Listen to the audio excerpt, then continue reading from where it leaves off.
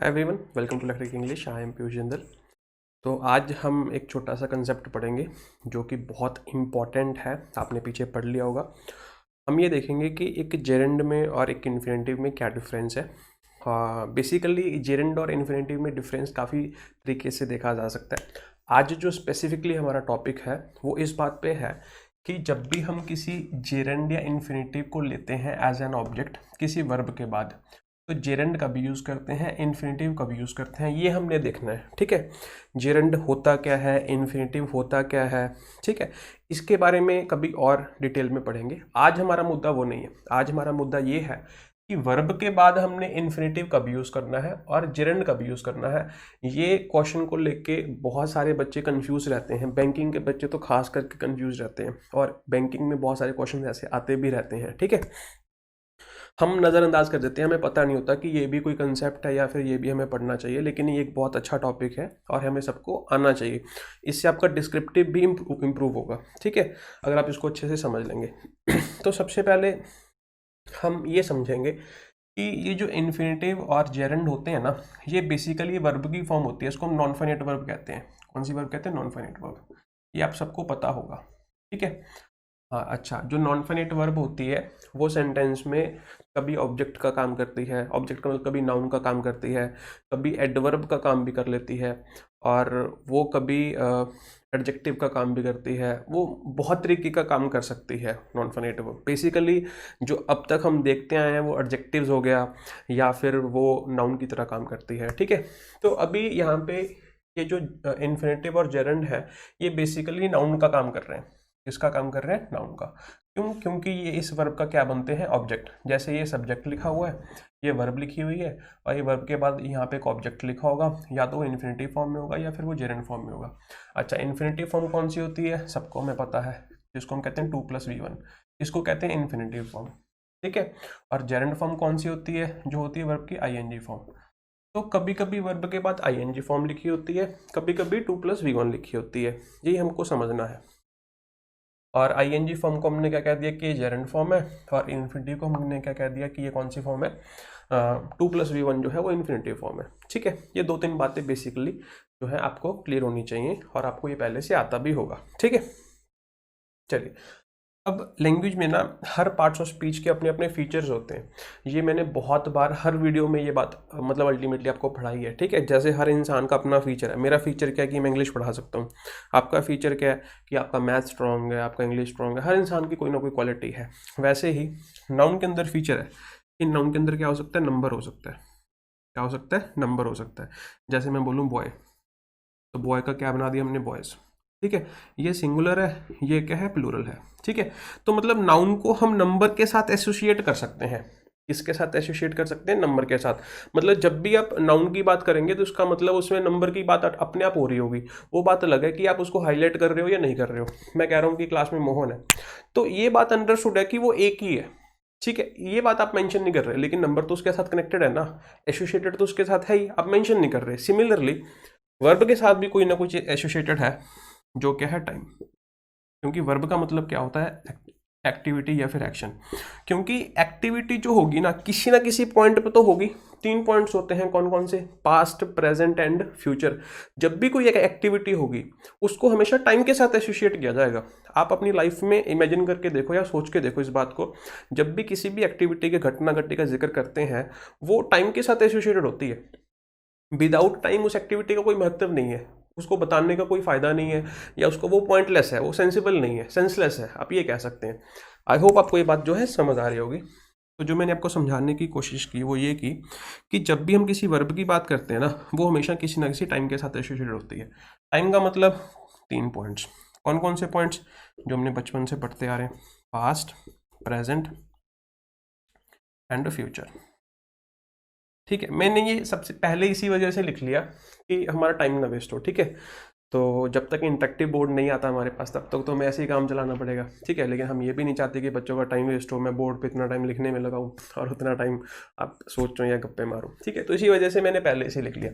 और ये क्वेश्चन बाद में करेंगे, बहुत ईजी है, कुछ भी नहीं है। ठीक है, अगर आप इसको अच्छे से समझने की कोशिश करेंगे तो कुछ भी नहीं होगा। तो हमें छोटी छोटी बातें जो है वो समझ आ गई। ठीक है। जैसे मैं आपको एग्जांपल दे देता हूँ एडजेक्टिव की। अगर मैं बात करूँ एडजेक्टिव की, तो एडजेक्टिव में क्या होता है, उसकी क्वालिटी क्या है, डिग्री। जैसे मैं बोलूँ गुड, बेटर, बेस्ट, बात समझ आ रही है, beautiful, more beautiful, most beautiful. क्या एडजेक्टिव का टाइम के साथ एसोसिएशन है? नहीं। अगर मैं कह रहा हूं कि वो बिल्डिंग टाल है, ठीक है, तो उसमें टाइम के साथ एसोसिएशन कुछ नहीं है, वो टाइम के साथ एसोसिएटेड नहीं है, बात समझ आ रही है। लेकिन वर्ब टाइम के साथ एसोसिएटेड है, ये बात आपको क्लियर हो रही होगी। तो वैसे ही हर पार्ट्स ऑफ स्पीच का अपना फीचर होता है। तो जो आपको इतनी बात समझ आ गई, तो हमें ये बात भी समझ आनी चाहिए कि मैंने सेंटेंस में यहाँ पे वर्ब यूज की है, तो इसका भी कोई ना कोई टाइम होगा। क्या होगा? इसका भी कोई ना कोई टाइम होगा। और अल्टीमेटली मुझे यहाँ पे भी नॉन फाइनाइट वर्ब यूज करनी है। क्या यूज करनी है? Non finite verb.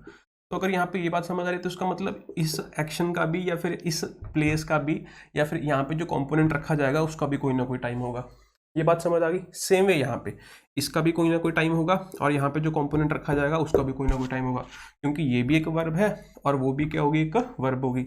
Same way ये भी टाइम है, और यहाँ पे जो रखा जाएगा ये भी टाइम है। सबसे पहले आपको इतनी बात समझनी थी, समझ आ गई? ठीक। अब आगे चलते हैं। अब ध्यान से समझिएगा, इसको मैं इरेज कर देता हूँ, ठीक है। चलो, जब हमें इतनी बातें समझ आ गई, तो एक बात समझनी है, ठीक है। अब मैं आपको समझाता हूँ। हम इन्फिनेटिव का भी यूज करेंगे। इन्फिनेटिव जो होता है ना, ये हमेशा ही फ्यूचरिस्टिक होता है। क्या होता है? फ्यूचरिस्टिक होता है। फ्यूचरिस्टिक का मतलब क्या है कि जिस पॉइंट पे वो बात हो रही होती है वो उसके बाद होता है, ठीक है। जिस पॉइंट पे हम कोई बात कर रहे हैं, जिस पॉइंट पे हम किसी चीज की बात कर रहे हैं, तो अगर वो इवेंट जो है बाद में होगा, मतलब इस चीज के बाद में होगा, जैसे मैं आपसे 4 बजे बात कर रहा हूँ, और हम किसी ऐसी एक्टिविटी की बात कर रहे हैं कि जो 4 बजे के बाद होगी, 5 बजे हो सकती है, 6 बजे हो सकती है, 2 दिन बाद हो सकती है, 20 साल बाद हो सकती है, लेकिन उस पॉइंट से आगे होनी चाहिए। इतनी बात समझ आ गई। अगर हम इस पॉइंट पे बात कर रहे हैं और एक्टिविटी उसके बाद हो रही है, तो ये जो एक्टिविटी बाद में हो रही है, इसके लिए हम यूज करते हैं इन्फिनेटिव। और इन्फिनेटिव का मतलब मैंने आपको क्या बताया? 2+v1, ठीक है। यह बात आपको समझनी है, ठीक है। इतनी बात समझ आ गई, ठीक। लेकिन अगर कोई ऐसी एक्टिविटी है, अगर कोई ऐसी एक्टिविटी है कि जिस टाइम पे हम बात कर रहे हैं, जिस टाइम पे हम बात कर रहे हैं और उसी टाइम पे वो एक्टिविटी चल रही हो, उसी टाइम पे वो एक्टिविटी क्या हो? चल रही हो, तो फिर इसका मतलब वो एक्टिविटी कंटिन्यूटी में होगी, क्योंकि जिस टाइम पे हम बात कर रहे हैं उस टाइम पे एक्टिविटी ऑनगोइंग होगी। तो तब हम वहां पे क्या यूज करते हैं? जेरेंड। जो बच्चे पहली बार इस कंसेप्ट को पढ़ रहे हैं उनको हो सकता है कि टाइम लगे समझने में, ठीक है। जो बच्चे मेरे से पढ़े हुए हैं या किसी भी टीचर से या कहीं भी बुक से पहले पढ़े हुए, थोड़ा बहुत हिंट है तो आप बहुत जल्दी समझ जाओगे, ठीक है। लेकिन अगर नहीं समझ आ रहा तो इसका मतलब ये नहीं है कि वीडियो बंद करके भाग जाओगे जज करके, ठीक है। तो आपको टाइम देना पड़ेगा इस चीज़ को, ठीक है। तो प्लीज़ कीप पेशेंस, ठीक है। आपको जरूर आएगा, तो थोड़ा सा पेशेंस रखो, एग्जाम्पल्स करेंगे, सब कुछ समझ आ जाएगा, ठीक है। तो जब हमने इतनी बातें सीख ली, तो अभी ध्यान से फिर से समझ लो कि 2 बातें हैं। अगर तो जिस पॉइंट पे बात हो रही है ये एक्टिविटी उसके बाद होगी, फिर हम वहाँ पे क्या यूज़ करते हैं? इन्फिनेटिव। लेकिन अगर वो एक्टिविटी साथ साथ में चलेगी, पैरेलली चलेगी, तो फिर हम यूज़ करते हैं जेरेंड। ये बात समझ आ गई? ठीक। यहाँ पे आ जाओ। मैं कह रहा हूँ आई वॉन्ट समथिंग, ठीक है। मैं कह रहा हूँ कि I want a government job, ठीक है। ये बात मैं कब बोलूँगा? जब मेरे पास गवर्नमेंट जॉब होगी या नहीं होगी? नहीं होगी ना, क्योंकि if you want something it means you don't have it. Simple सी बात ये है। अगर आप किसी चीज़ की, आपकी कोई विश है, आपकी कोई चाहत है, you want it, you wish it, you hope for it, तो इसका मतलब आपके पास नहीं है। तो इसका मतलब मैंने यहाँ पे ना मैं वर्ब लिखना भूल गया, मैं यहाँ पे वर्ब लिख लेते हैं, रेस्ट, ठीक है। रेस्ट की फॉर्म्स लिखनी है आपको, कोई भी वर्ब लिख लो, प्ले लिख लो, रेस्ट लिख लो, मैं यहाँ पे कुछ भी लिख लेता हूँ, ठीक है। मैंने रेस्ट लिख लिया, रेस्ट रेस्ट करना भी तो वर्ब होती है ना, ठीक है। चलो मैंने यहाँ पे रेस्ट वर्ब लिख लिया, ठीक है। अब यहाँ पे देखना ध्यान से, मैं कह रहा हूँ कि वी वांट ब्लैंक हेयर। अब हमने यहाँ पे देखना है कि यहाँ पे हम इन्फिनेटिव यूज करेंगे या जेरेंड यूज करेंगे, वो मीनिंग डिसाइड करेगा, ये वर्ब डिसाइड करेगी। अगर मैं ये बात 5 बजे बोल रहा हूँ, सपोज करो 4 बजे बोल रहा हूँ कि वी वांट समथिंग, तो इसका मतलब वो अभी हम रेस्ट नहीं कर रहे, इसका मतलब वो रेस्ट जो है करना है फ्यूचरिस्टिक है। अगर वो फ्यूचरिस्टिक है तो इसी वजह से हम यहाँ पे क्या यूज कर लेंगे? To rest. समझ आ गई बात? बहुत सिंपल सी थी। तो इसका मतलब ये हुआ कि ये वाला जो एक्शन है, एरोस के हिसाब से समझना, अगर ऐसे नहीं समझ आ रहा, ये वाला जो एक्शन है ये इसके बाद होगा, ठीक है, इस पॉइंट पे ये इफेक्टिव है, और ये जो इफेक्टिव होगा ना, ये इफेक्टिव फ्यूचर में होगा, फ्यूचर में। या फिर हम इसको ऐसे भी लिख सकते हैं, ये जो इफेक्टिव होगा आफ्टर द मेन वर्ब होगा। आफ्टर, आफ्टर का मतलब क्या है, आफ्टर दिस, ये अभी चल रहा है, तो ये वाली जो चीज होगी ना उसके बाद होगी। समझ आ गई, सिंपल सी बात। यहां पे आ जाओ, वी इंजॉय ब्लैंक हेयर।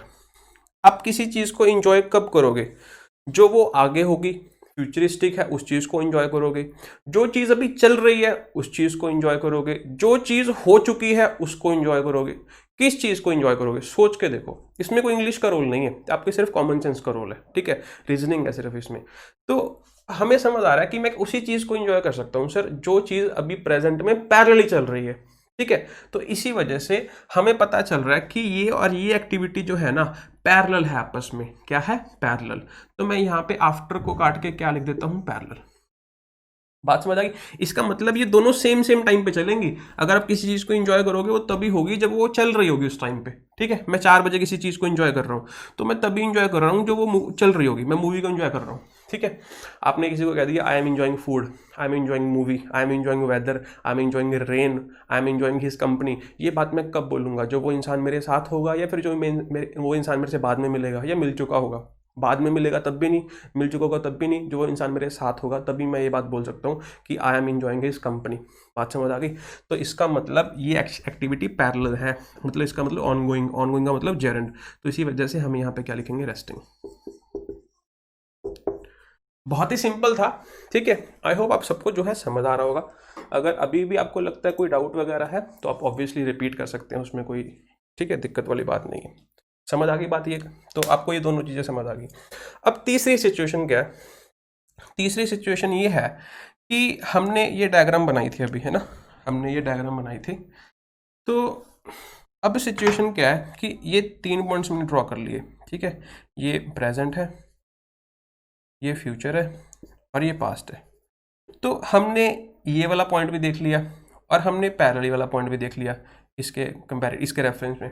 लेकिन अब मैं किसी ऐसी चीज की बात कर रहा हूं जो पीछे निकल चुकी है, ठीक है। अगर आप कभी भी किसी ऐसी चीज की बात करोगे जो पीछे निकल चुकी है, इस पॉइंट में मैं 4 बजे किसी ऐसी चीज की बात कर रहा हूं जो पहले ही 3 बजे हो चुकी है, तो फिर उस चीज को, उस कंप्लीशन को शो करने के लिए भी मैं जेरंड का इस्तेमाल करता हूं। किसका इस्तेमाल करता हूँ, जेरंड का इस्तेमाल करता हूँ। इसके पीछे भी एक वजह है, ठीक है। फिर वो लेक्चर इतना हमें ज़रूरी नहीं है अभी, मुझे लगता है, क्योंकि हमारा मेन मुद्दा यही है यार कि कौन सा फॉर्म यूज़ करना है, ठीक है। क्यों यूज़ करना है वो अभी इतना जरूरी नहीं है, इस लेवल पे इतना जरूरी मुझे नहीं लगता कि है, ठीक है, क्योंकि इस लेवल के भी क्वेश्चन नहीं आए। अगर कभी आगे आएंगे तो फिर ज़रूर पढ़ाया जाएगा और ज़रूर हम इसको डिस्कस करेंगे, फिलहाल नहीं। तो यहाँ पे देखो, अगर मैं 4 बजे किसी चीज़ को लेकर रिग्रेट कर रहा हूँ तो किस चीज़ का रिग्रेट होगा, जो चीज़ आगे जाके करूँगा, जो चीज़ निकल चुकी है, या फिर जो चीज़ पैरेलली चल रही है। जो चीज़ निकल चुकी है उसी चीज़ का रिग्रेट करूँगा ना मैं, ठीक है। मुझे किसी चीज़ का पछतावा है यार, तो वो मैं कब करूँगा पछतावा, ठीक है, जब वो चीज़ निकल चुकी है, मैं वहाँ पे सक्सेसफुल नहीं हो पाया, नहीं कर पाया, तो इसका मतलब आपको इस चीज़ का पछतावा है। तो ये वाली जो एक्टिविटी है ना, ये इससे पहले हो गई, ये वाली जो एक्टिविटी है इससे पहले हो गई। तो ये एरो बाद में आ रहा था, ये एरो इसके पैरेलल है, ऐसे समझ लो, ठीक है, और ये इससे पहले हो गई। तो मैं यहाँ पे लिख लेता हूँ बिफोर। तो इसका मतलब मैं यहाँ पे भी क्या लिखूंगा, रेस्टिंग, ठीक है। तो अब आपने देखना है कि उस सेंटेंस में ऐसा कौन सा मीनिंग निकल रहा है, क्योंकि 3 मीनिंग ही हो गए। बस आपने देख लेना आफ्टर वाला मीनिंग है, पैरेलल वाला मीनिंग है, बिफोर वाला मीनिंग है। जो मीनिंग निकल रहा होगा वही वर्ब लगा देना वहां पे, ठीक है। आपको बहुत ज़्यादा क्रैम करने की जरूरत नहीं है। अगर आप इस बात को समझ गए हो तो बहुत अच्छी बात है, नहीं समझे तो इसको दोबारा से रिपीट कीजिए, दोबारा से रिपीट कीजिए। फिर भी कुछ समझ नहीं आ रहा तो फिर टेलीग्राम ग्रुप पे आ जाइए मेरे पास, फिर मैं समझा दूंगा आपको, ठीक है। किसी और तरीके से समझा देंगे, कोई और एग्जाम्पल ले लेंगे, ठीक है, कुछ ना कुछ करेंगे लेकिन आपको समझा ही देंगे। तो अगर आपको इतनी बातें समझ आ गई हैं तो अभी यहाँ पे ये क्वेश्चंस कर लेते हैं, ठीक है। मैंने 5 क्वेश्चंस लिखे हैं, first, second, third, fourth and fifth. इसके अलावा और भी एक आधे क्वेश्चंस दे देंगे आपको। फिलहाल हम इसको करके देखते हैं। आपने ये सारे वर्ब्स पढ़े होंगे, ठीक है। चलो, ये वाला क्वेश्चन था जिस पे आपने पूछा था कि इस पे ऐसा क्यों हुआ, ठीक है। तो पहले इसको भी बाद में करते हैं, पहले यहाँ पे आ जाओ सेकंड में, ठीक है। दे प्लान्ड समथिंग। अगर मैं किसी चीज़ को प्लान कर रहा हूँ तो इसका मतलब वो पैरेलली चल रही है, हो चुकी है, या प्लान करने के बाद होगी। वो प्लान करने के बाद होगी तो इसका मतलब ये एरो इस तरीके से आएगा। अगर ये एरो इस तरीके से आएगा तो इसका मतलब मुझे यहाँ पे इन्फिनिटिव यूज़ करना पड़ेगा। तो मैं यहाँ पे क्या यूज़ कर लूँगा, they planned to visit us in July 2021। Clear होगी? चलो बात नेक्स्ट आ जाओ। अब इस क्वेश्चन की बात कर लेते हैं। He avoids blank the prescribed medicine. Prescribe का मतलब जो डॉक्टर ने दी होती हैं कि तुम्हें ये वाली मेडिसिन लेनी है, ठीक है, ये तुम्हारी सेहत के लिए ठीक है। तो ये यहाँ पे लिखा हुआ अवॉइड, ठीक है। किस चीज़ को अवॉइड किया जाएगा, सोच के देखना, किस चीज़ को अवॉइड किया जाएगा? आने वाला टाइम, निकल गया टाइम, या फिर जो चीज़ अभी चल रही है उस चीज़ को अवॉइड करोगे? सोच के देखना, किस चीज़ को? जो चीज़ अभी चल रही है, जो चीज़ प्रेजेंटली पैरेलली रनिंग है, उसी चीज़ को तो अवॉइड करोगे ना। बात समझ आ रही है? जो फ्यूचरिस्टिक है उसको कैसे अवॉइड कर सकते हो? नहीं कर सकते। जो चीज़ निकल गई है उसको कैसे अवॉइड कर सकते हो? नहीं। जो चीज़ पैरेलली चल रही है उसी को अवॉइड किया जा सकता है। इसका मतलब यहाँ पे जो मीनिंग है वो कौन सा? ये वाला, ये वाली वेव आएगी। तो इसका मतलब ये पैरेलली वेव है। पैरेलली वेव का मतलब क्या है? यहाँ पे ऑनगोइंग है, तो ये ऑनगोइंग है तो यहाँ पे जेरेंड आएगा। तो यहाँ पे हमें क्या लिखना पड़ेगा? टेकिंग। क्लियर है? आई होप आपको ये बात जो है क्लियर होगी। अब यहाँ पे थर्ड आ जाओ। ये सेंटेंस तो आपने बहुत बार पढ़ा होगा, ठीक है, माइंड वाला सेंटेंस।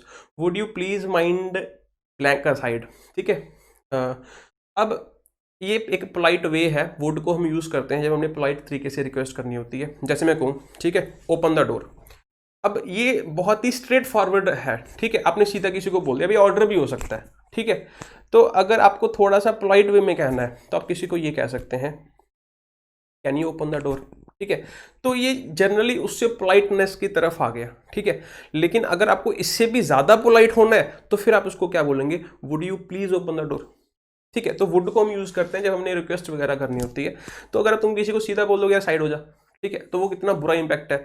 तो अगर आप किसी बिजनेस मीटिंग में हो, आप ऑफिसर बन गए, ठीक है, आपने अपने किसी ब्रदरन को या किसी कुलीग को आपने कहना है कि भैया साइड पे हो जाए और मुझे साइड दे दो, है ना, तो आप सीधा बोल दोगे साइड हो जा भाई? नहीं, तो उसको पोलाइट वे में कहना पड़ेगा ना, रिक्वेस्ट करनी पड़ेगी।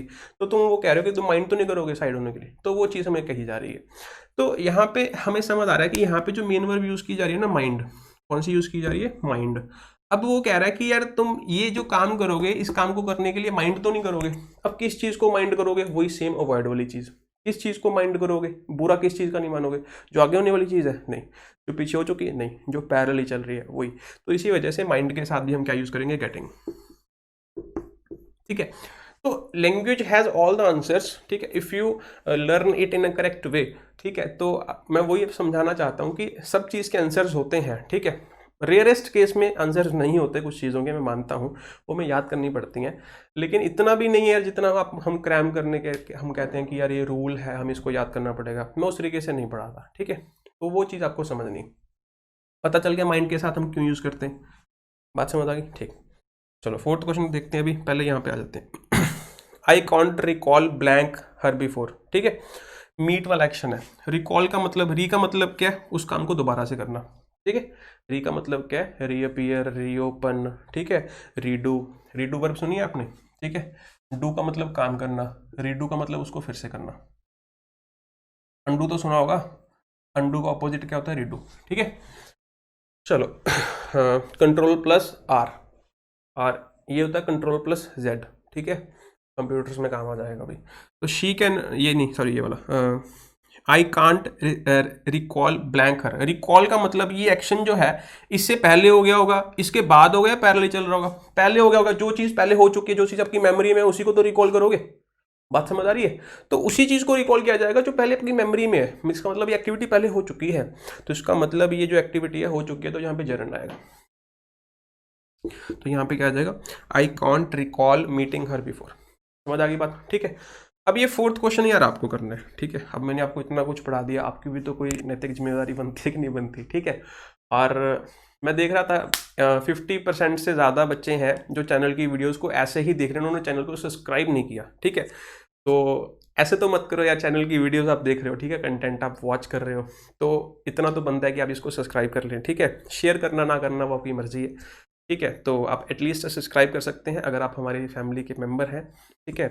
और एक बात जरूर कहूँगा कि आप एटलीस्ट ना कमेंट किया कीजिए, ठीक है। आप शेयर वगैरह मत करो, मैं बिल्कुल नहीं कह रहा, ठीक है। आप शेयर करो फ्रेंड्स के साथ, ये करो वो सब मत करो, लेकिन अगर आप इस वीडियो से कुछ भी सीखते हैं, किसी भी वीडियो से कुछ सीखते हैं इस चैनल पे, ठीक है, बाकी आपकी मर्जी है किसी के चैनल पे करना या ना करना। तो अगर आप इस चैनल पे कुछ सीख के जाते हैं उस वीडियो से, है ना, आपको कुछ नया सीखने को मिलता है, या फिर आपको लगता है कि ये कंटेंट डिफरेंट है, या फिर ये मुझे समझ आ गया, तो आप उस पर कमेंट करने की आदत डालो, ठीक है। उससे क्या होता है कि जो चैनल की क्रेडिबिलिटी है ना वो बढ़ती है, ठीक है। बाकियों को पता चलता है, जब नए आते हैं स्टूडेंट्स आते हैं तो वो जज किस बिहाफ पे करते हैं। अब इतना टाइम तो किसी के पास नहीं है कि कोई 1 घंटे की वीडियो देखेगा, मेरे पास भी नहीं है भाई। मैं अगर मुझे कोई बोलेगा कि तुम इससे सीख लो, ठीक है, क्योंकि लर्निंग तो कभी खत्म नहीं होती ना। ऐसा थोड़ी ना कि मैं सीखना बंद कर गया हूँ, मैं भी सीखता रहता हूँ भाई। मेरे पास अभी भी साइड पे किताबें पड़ी हैं मोटी मोटी, ठीक है, मैं वहाँ पे भी पढ़ता रहता हूँ। तो लेकिन मुझे ये कैसे पता चलेगा कि भाई ये इतनी मोटी किताब है कि मैं इसके ऊपर टाइम इन्वेस्ट करूँ या नहीं करूँ, वो वर्थ है या नहीं है। जैसे मैं आपको दिखाता हूँ, मेरे पास एक किताब है, ठीक है, ठीक है। अब ये किताब है मेरे पास, इतनी मोटी किताब है, ठीक है, मैं इसको पढ़ता रहता हूँ कभी कभी। तो अब मुझे कैसे पता चला कि ये क्रेडिबल है या नहीं, मतलब वर्थ है या नहीं मेरे टाइम के, कि मैं इस पर 5 घंटे दिन में पढूं या 2 घंटे पढूं या 20 मिनट भी पढूं। तो रिव्यूज़ से पता चलता है। वो रिव्यूज़ कैसे मिलेंगे? कमेंट्स से मिलेंगे। तो आपसे एक छोटी सी रिक्वेस्ट है कि जब भी आप कोई वीडियो देखते हैं तो उसके नीचे कमेंट कीजिए, ठीक है। तो अभी के लिए इतना करेंगे, और आप सभी को इसका आंसर करना है 4th सेंटेंस का, ठीक है। और टॉपिक समझ आया नहीं समझ आया ये भी बता दीजिएगा। अभी के लिए इतना ही। Thank you, bye bye, take care.